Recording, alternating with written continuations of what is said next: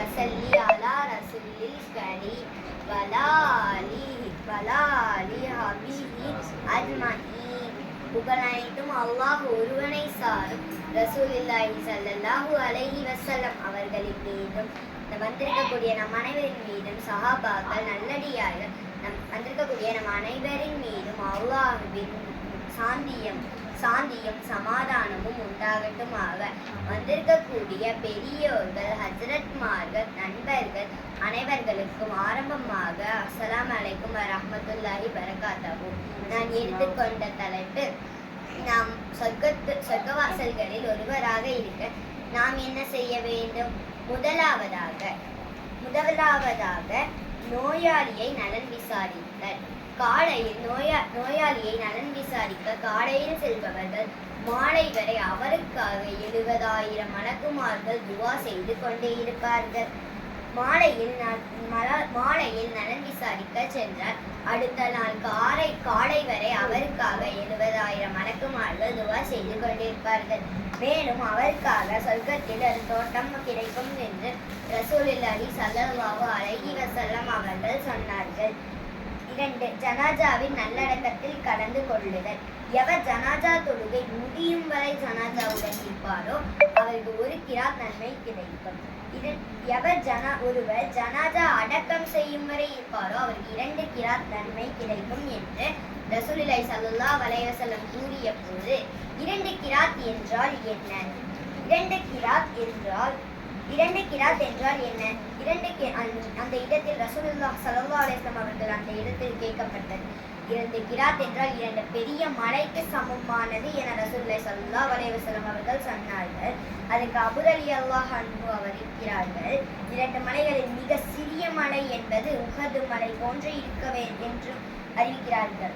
3. நோன்பு வைத்தல். மரத்தில் இருந்து இலைகள் உதிர்வது போல நம்முடைய பாவங்கள் உதிர்ந்து விழுகின்றன.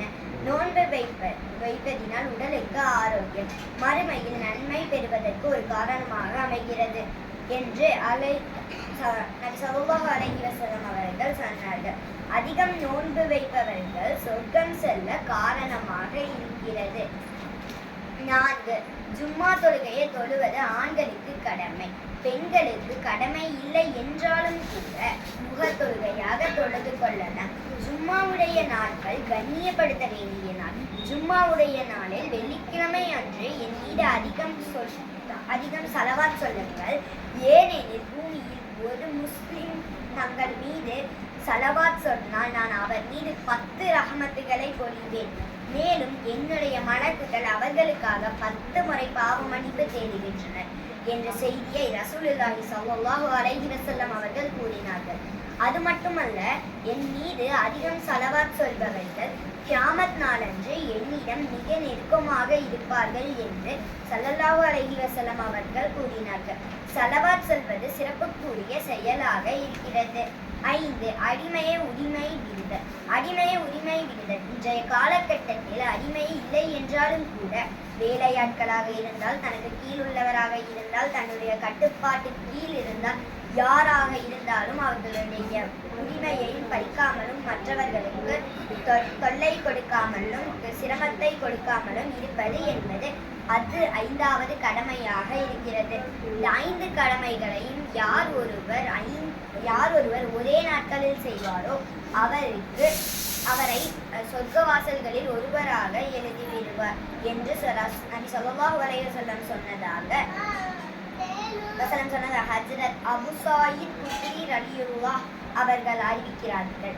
5 வகையான கடமைகளையும் நிறைவேற்ற வேண்டிய பாக்கியத்தை அல்லாஹு தஆலா நம் அனைவருக்கும் தந்து அருள் புரிவானாக. அஸ்ஸலாமு அலைக்கும் வரஹ்மத்துல்லாஹி தஆலா பரகாத்துஹு.